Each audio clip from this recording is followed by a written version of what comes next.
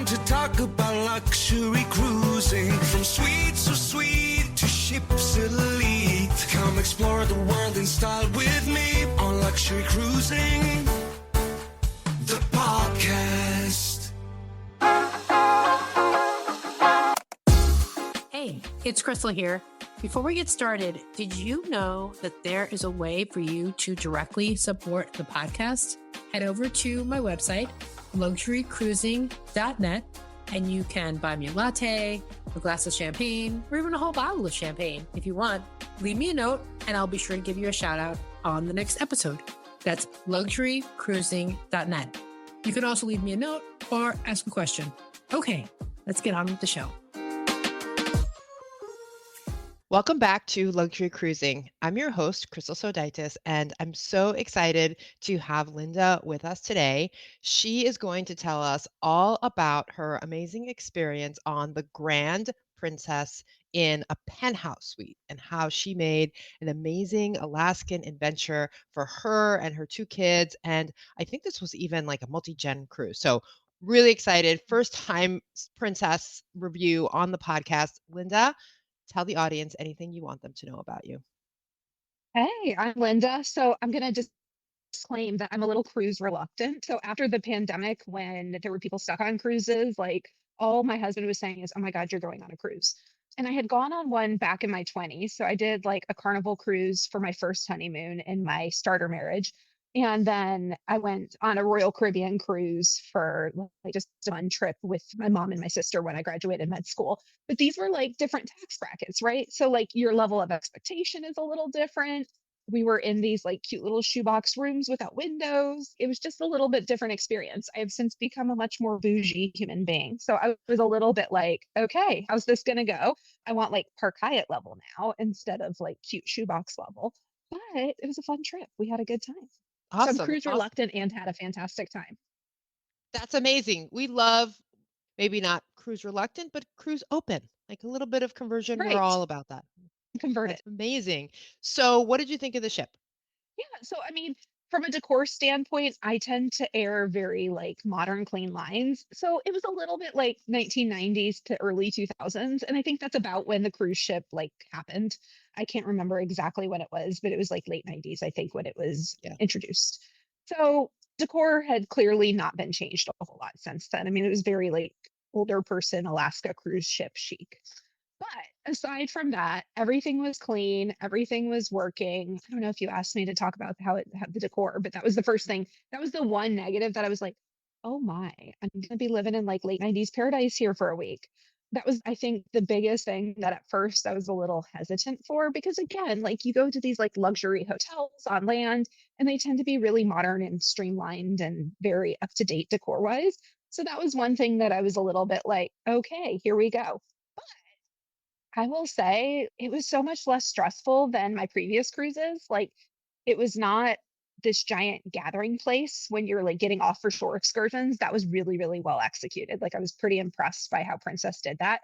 I don't know if this has changed over time, but I remember having to be in like little globs of people based on what time you were assigned or what number or something like that. And there was none of that. Like you just like got on the ship. I never had to wait more than like a few minutes. So that was kind of magical. And the suite did have, I think, some type of priority, but because we were in a group of people, so the cruise was to celebrate my aunt retiring. So my aunt was there, my uncle was there. I had another aunt and uncle there, my mom, my cousin and her husband. And then my aunt brought her grandson, who's the same age as my little.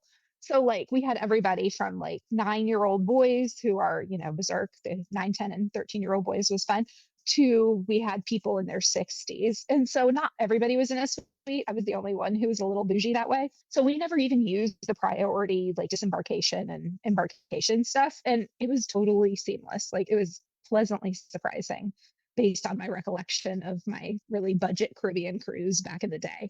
So that was gorgeous. That was fun. Activities were fun. So the ship decor was a little bit dated, but A little dated. clean and uncrowded. What did you think about your room? Tell us about the penthouse suite. Yeah. So, I mean, I think the biggest concern with cruises is the room size. Like you're getting a New York City hotel suite. I live in Georgia and like you get like 2,000 square feet for a hotel because there's plenty of land. So it was nice. Like, obviously, it's a cruise ship room. So it wasn't like 2,000 square feet or anything insane. I think it was like 600 or 700, something in that range, if I had to look it up. But like, we had the room where we slept, and then we had like a separate ish living room. It was a little open concept. I think there was a curtain, not a real wall, but it was plenty of space. It was me and my 10 and 13-year-old, and they refused to sleep together. So we had it set up with the two twins in the sleeping area, and then my little slept on the fold out couch every day. And I think the nice thing is every time I see fold out couches like a sleep option, I'm always like, ugh, we're gonna have to walk around it. It's gonna be a pain to like put together and take out and take in and everything. Oh no, magic fairies come during the day and they pull it out and they put it up and they do all the things for you. And they figure out Yeah. your time schedule because we go to bed early. So my kids go to bed at 8:30 still because I've continued to trick them into thinking that's necessary for their well-being. It's really necessary for mine. Um, and Absolutely. so we go to bed a little earlier than the average person. And she just got her routine down. And magically, about 8, she would come and do it. And so we'd come back from whatever thing we interrupted to go to bed. And it was just all there. And then in the morning, like literally, I think she stalked us a little. And that's fantastic too. I love stalker fairies. She just like came in the minute like we went to breakfast. And all of a sudden, it was all put back up. And so it was Amazing. awesome. And I just want to pause and say, like, for a premium cruise line, because that's Princess is considered a premium cruise line. It is one of the things I love. Also for mainstream, I love that you can have a multi-generational cruise or even just a giant group cruise where people have different budgets and different comfort levels in how much they want to spend, right? If you're going to an all-inclusive resort, like everyone's going to pay the same price basically for their room. There's not a lot of wiggle room. But on a cruise, somebody can have the penthouse suite and somebody can have the interior no window suite if they want to and still enjoy basically the same experience. Right, right. I love that. I think my mom paid like 1,600. We took a 7-day cruise through Alaska in July, so prime season. And she paid like somewhere around 1,600 for her room, and I paid like 10 grand for the three of us. But, very different levels of need and experience. And my big thing on the room is it had a wide balcony. So it was kind of, if you're thinking like hamburgers and hot dogs, like folding paper, it was more of Yeah. a hot dog room, and it was lined up such that the longer proportion was the balcony because my aunt and my uncle and her grandson stayed in a mini suite.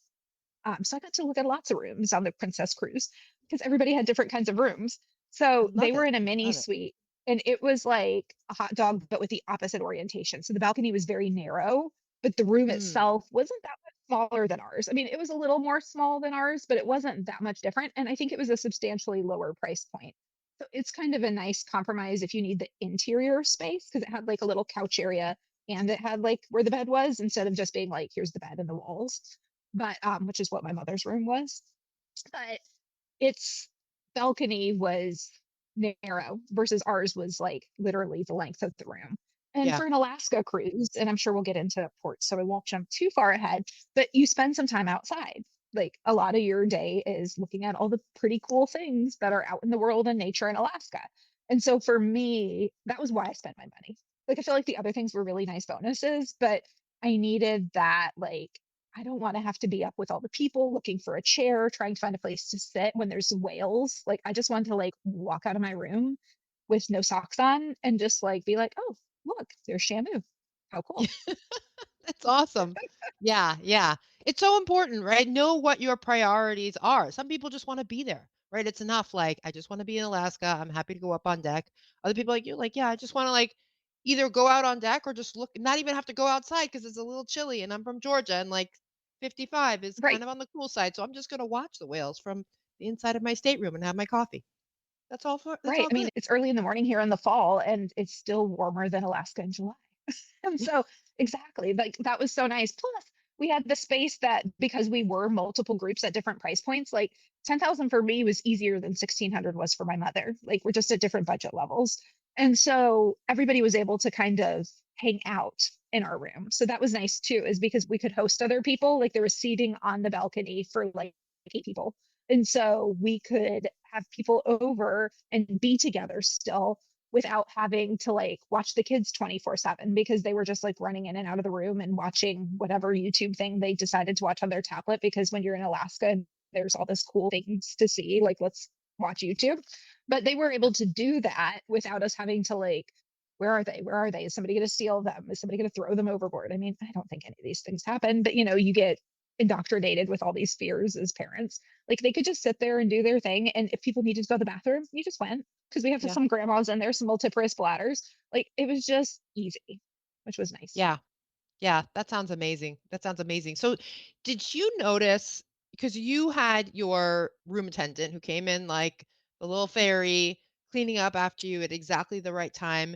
Did anyone else mention, was it the same experience for them, or do you think that that was specifically because you were in a penthouse suite? So my mom had the same room theory because all these like ball was. This is what I referred to her as the entire time. I was like, oh, she's the magical room fairy. Um, so she had the same gal and was equally happy. I think the big difference is I had this magic replacement fruit bowl every day. So I had this like bowl of fresh fruit every day put in my room. If I had my life together, which I didn't normally, I could get like these really nice bougie, like charcuterie kind of snacks in the afternoon. That was one of the like sweet perks. Mhm. But you had to have your life together pretty early in the day, which was not my MO. I'm kind of a fly by the seat of my pants gal. But the one day I did get it, it was really nice. And then I got the laundry. So she took our laundry magically away and came back with it like on hangers, clean, pressed. Like for the formal night, everything got pressed because, of course, we'd been traveling by land in Alaska a week ahead of this. So everything was wrinkled. And so she just took the kids' clothes and was like, yes, now they're clean and pressed. I made sure I got those clean beforehand so I didn't have to dry clean them later. So she pressed our stuff, she took our stuff, and she just magically, it showed up in my closet like on hangers. I didn't have to do a thing. And that was priceless That's a versus my mother beautiful didn't thing. have that perk. Mhm. Yeah, yeah. The laundry, especially when you're traveling with kids and you've done a little bit of pre-cruise, even if you're doing a little bit of post-cruise, and you don't have to pack as much stuff. You don't have to worry. Oh, even if it's just the week, do I have enough shirts? Do I have enough shirts? Like, when we did a suite, we sent out laundry every day. Like we brought less Yeah, clothes. pretty much We every sent day. out laundry Mhm. every day.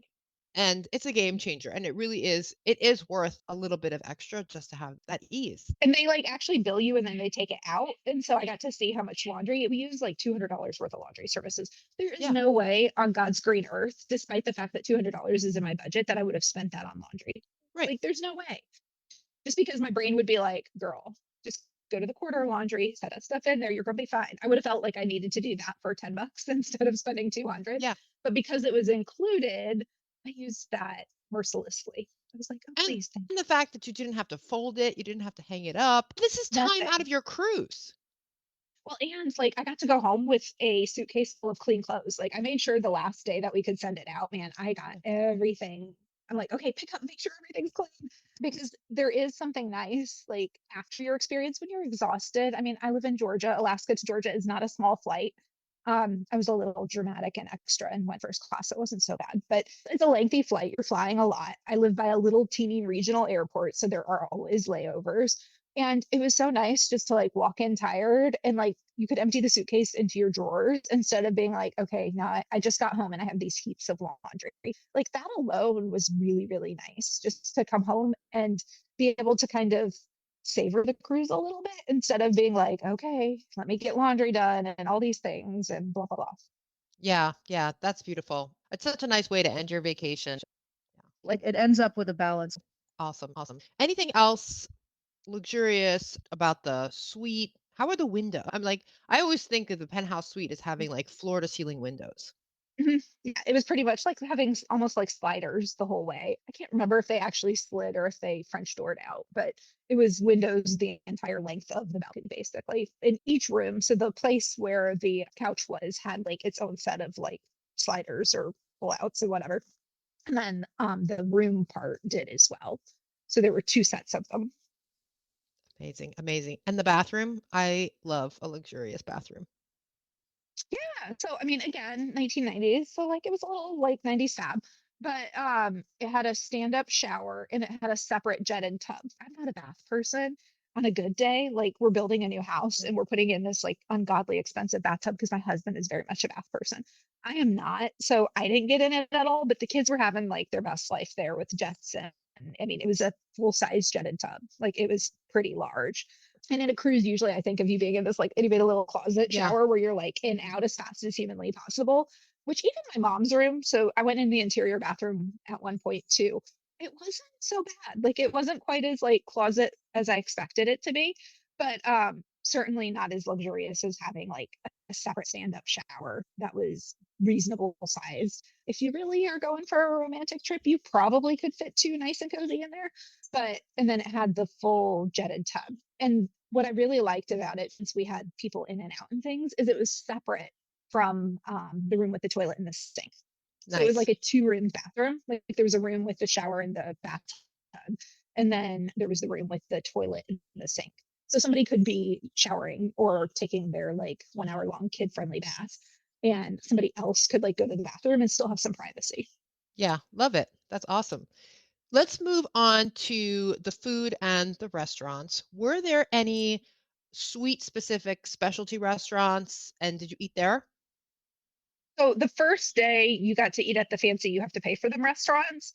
So we did an Italian place that was lost upon my children because it's one of those multi-course meals. And they're just like, oh my God, why are they bringing more food? Why are we still here? But it was delicious. So that was fantastic. I think there may have been another like sweet dining space. We never found it because we were with a group of people who didn't have that benefit, and we just were more concerned with eating with each other than with eating at the specific place. But I do believe there was like a more kind of typical dining, not like the fancy five-starry, that was sweet specific, but we never ventured there. Okay. Before we move on to the excursions, anything else about the suite experience that you really Right. thought up leveled your experience compared to maybe some of the others?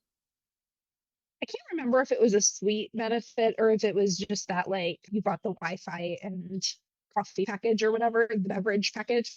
But like I could get a latte delivered to the room, which was really nice because in the morning when the kids were like still snoring and I'm like, please God, give me coffee or I can't do my day.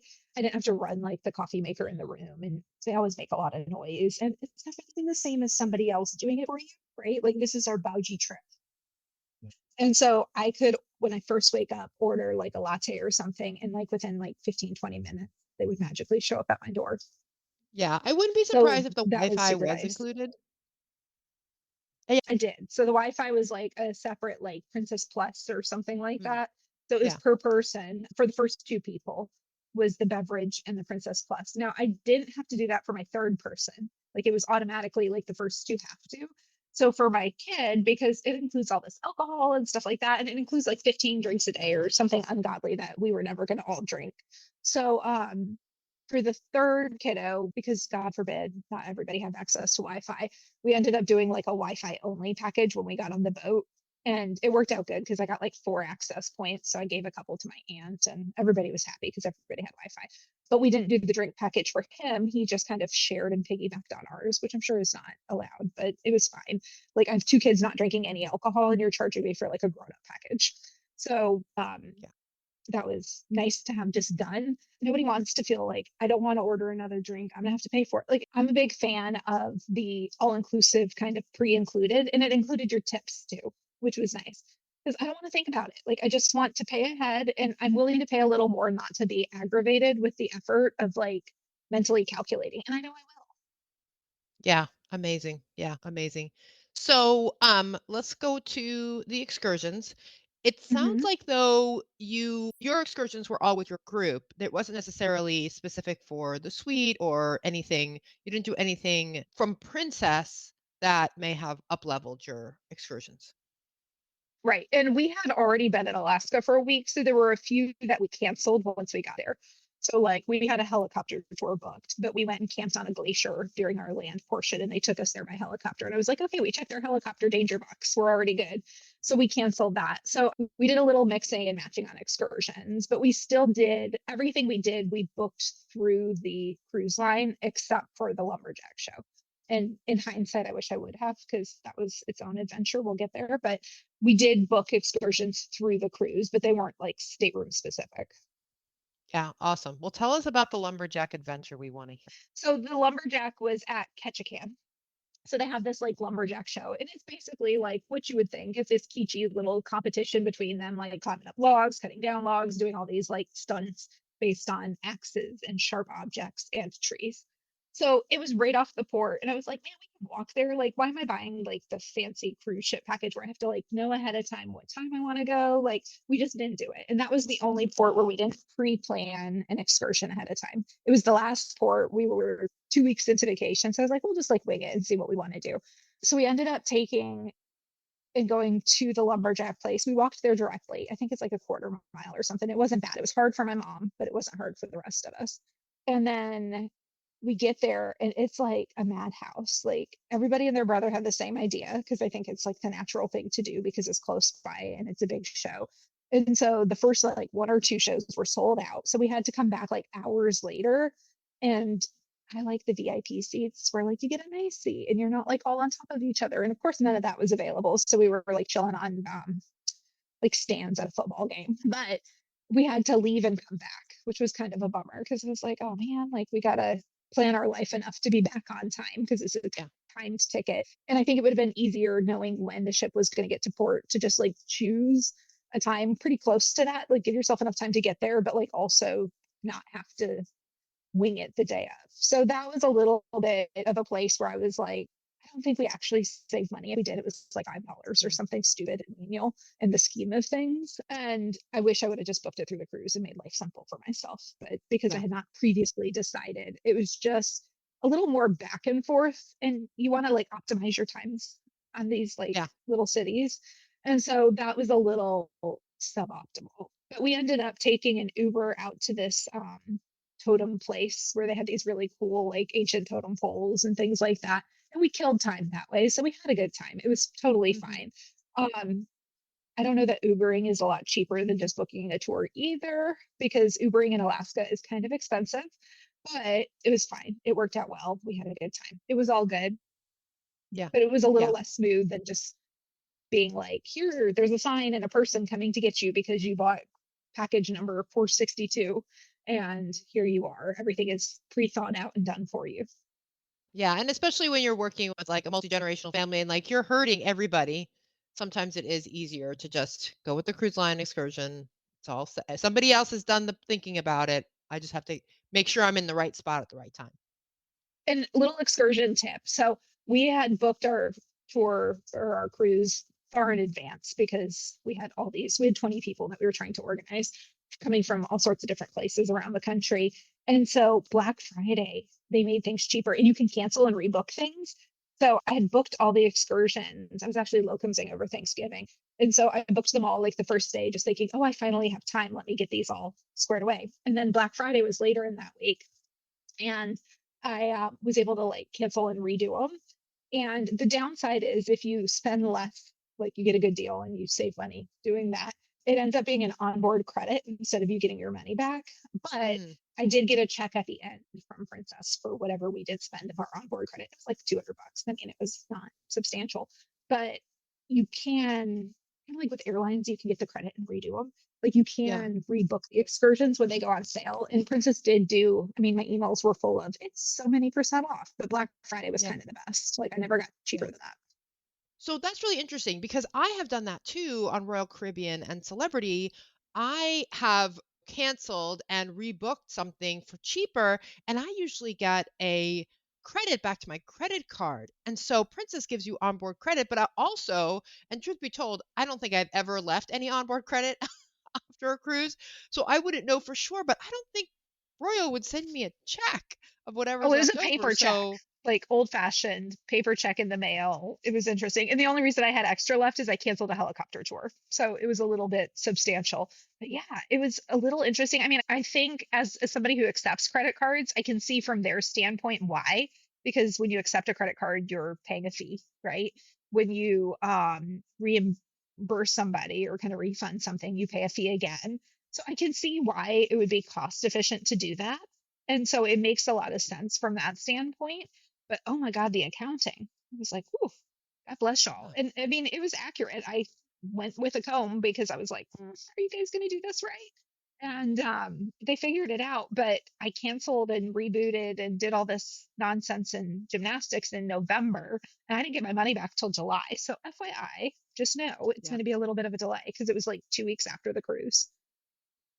Yeah, yeah. Oh my gosh. Well, that's really good to know. That's really good to know. Anything else that you think in the excursions that maybe you just up leveled on your own?